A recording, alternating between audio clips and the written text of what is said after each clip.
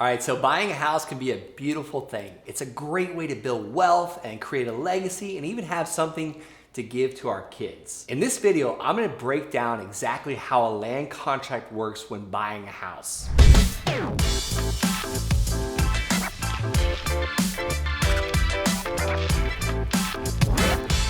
All right, so in this episode, I'm gonna be breaking down how to buy a house with a land contract line by line by line.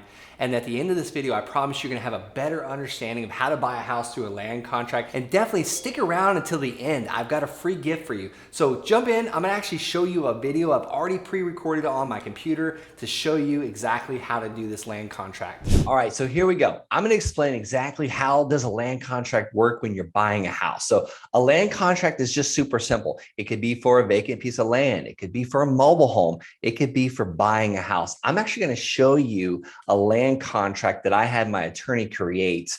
And I'm going to break it down step by step and tell you exactly how it works when you're purchasing a house. So I'm going to go ahead and share my screen here. All right. So here is the land contract, also could be called a contract for deed. At the end of the day, really, you're making a contract between you as the buyer with the seller, or maybe you're the seller of this house and you're making a contract with the buyer. So all it is once you fulfill the contract, you transfer the deed to the buyer. So this agreement is entered into this, 18th day of December, put what year it is, by and between, the seller, Sam the seller, and Bob the buyer. He's a purchaser. And then the terms and conditions for the purposes set forth below. So sale of the property. The seller agrees to convey, sell, assign, transfer, and set over unto the purchaser, the buyer, the following properties situated or actually the county of whatever state you're in. And then for the property being described as follows, that would be actually the legal description of the property. You can find this from the assessor's website, the county assessor's website. And one way to figure that out is go to your county website and just Google El Paso County, Colorado assessor. And then you can get the legal description from that with a property address of 123 Main Street or whatever it is. Now, if this is vacant raw land, it probably does not have an address. But if you're buying a house with this land contract, it more than likely has an address. So this is the contract. And once you fulfill this contract, the deed gets transferred. So be very careful with this. I want every page initialed. And then a general rule of thumb is you definitely want to sign this in front of a notary and then record it. Let's just say the seller dies. You want to record that against this property, showing proof that you've been paying for this amount of time for this house. And then you also want to pay either electronically or via check. You do not want to pay for land contracts with cash because there's no paper trail. You absolutely want a paper trail for this so you can prove that you've paid every single month on the 1st of the month or the 12th of the month, whatever it is, on time. So when you fulfilled your contract, that deed transfers over to your buyer or transfers from seller to the buyer.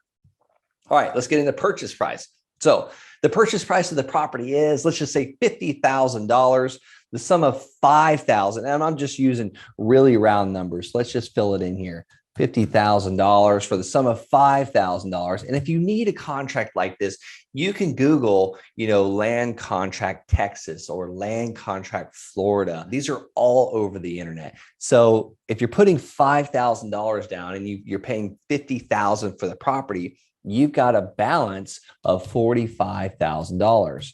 So with payments of, let's just say that I haven't looked up a mortgage calculator or anything, with payments of $500 to be made for a period of, let's just say 60 months. And I know that doesn't add up.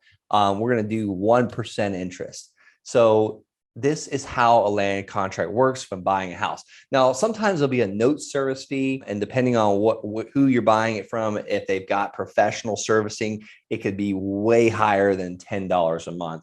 And then the estimated taxes of, this is usually broken down in a monthly amount. So if the taxes are $1,200 a year, so the monthly payment would be $100 for those taxes. And let's say there's an HOA fee of $20 a month. So, and if you take the taxes and the HOA fee and the note service fee, so you got 120 plus 10. So you'd be looking at $130 a month. So payments will begin on the 1st of December. And then time is of the essence, maintenance of the property and improvements. This is a big one. You have to maintain the property as exactly as it was given to you. A lot of the times, if you're buying on a land contract, the improvements are up to you. And if you want to do any improvements, you need to get it in writing from the seller.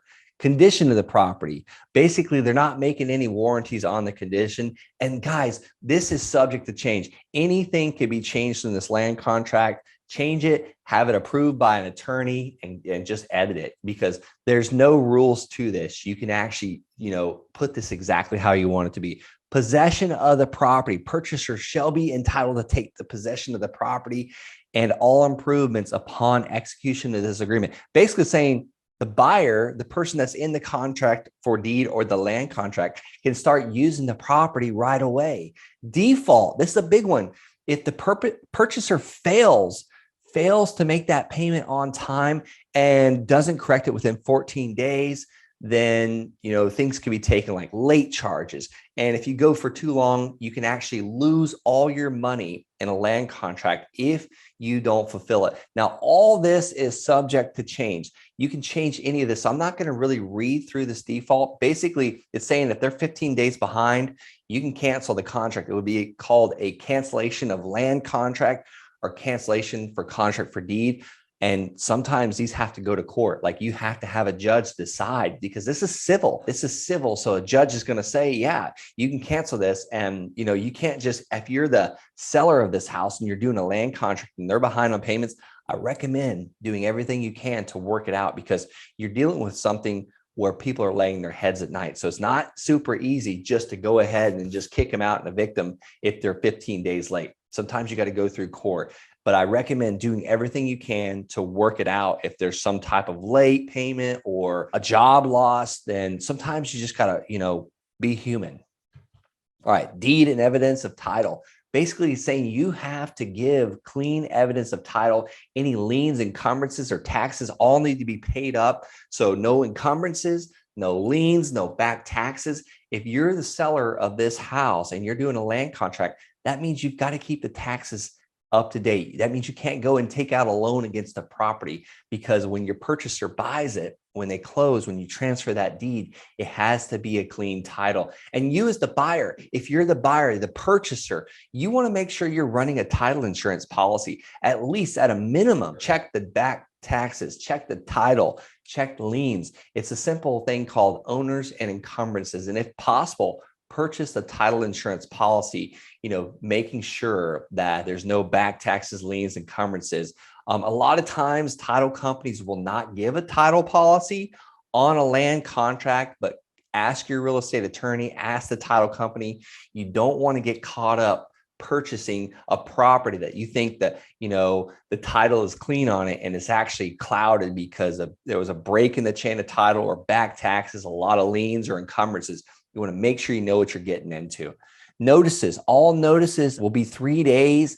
You want to do it a U.S. mail and make sure everything's in writing. Seller's address and phone number, super important. You want to be able to get a hold of the seller. Sometimes a secondary person to get in touch with is great as well, because once again, what if the seller passes away? And again, I said this once before, record this document. That way, if something fails, like, it's actually public notice. Purchaser's address, phone, and email. Same thing. You should also have the seller's email up here. Purchaser's address, phone, and email, because you want to be able to get in touch with that person if they're behind or whatever it is. Assignment of sale. Purchaser shall not sell, assign, or transfer this document. All it's saying is you're not allowed to transfer this contract for deed or this land contract to somebody else. But that can also be edited. Maybe that's your plan. Maybe you want to transfer this land contract to someone or sell your rights to this contract to somebody else. So take that out if you plan on selling this. Attorney fees, basically it's saying that each party will be responsible for their fees. Late payments. If the payment is 5 days late, there's a $25 charge, which that's pretty reasonable. Conveyance or mortgage by seller. Purchaser acknowledges that there may be currently existing liens or encumbrances against the property. This is one of those things I talked about, going to a title company and having them doing owners and encumbrances and seeing if there is a mortgage, if there is a lien, because you want to know about that. All right, this agreement constitutes the entire understanding. Basically, it's just saying this is wrapping it up here. Waivers. This agreement shall not be modified or amended or accepted. Guys, I'm not an attorney. I had an attorney draw this up. Ask your real estate attorney if you have any questions about this. But I hope this gave you a great understanding of how a land contract works for a house signed by parties on this date. I would recommend, having a notary be there when you sign this. Seller's information, name, signature, and all the purchasers. Sometimes you got multiple purchasers on a land contract. Hope that explains how a land contract works when buying a house. All right, so I hope that video helped walking you through line by line. Definitely smash that subscribe button. I come out with these 5 days a week. I'm giving you all the tips and tricks of my real estate business. I'm a full-time real estate investor since May 2018. I started in April 2007. I've done over 310 land contracts and I've got over 114 notes paying me every month. So definitely smash that subscribe button so you can see more of these videos just like this. And guys, I promise you that free gift, right? That is my contract for deed or land contract. The same words can be used interchangeably. If you head on over to thelandsharks.com/CFD, that's contract for deed, thelandsharks.com/CFD. The link is below in the description. If you hit the drop down arrow, you'll see that link. I'm going to ask you for your name and your email, and you're going to get sent an email with that land contract that I use in my business. I just ask that you run it by a real estate attorney. That way they can approve it for your state. They might make a couple tweaks, but I promise you, if you use my agreement, that's going to save you a lot of money with the real estate attorney. And again, I want you to make sure it's good for your state. I don't want you using something that doesn't work in your state. So see you on the next one.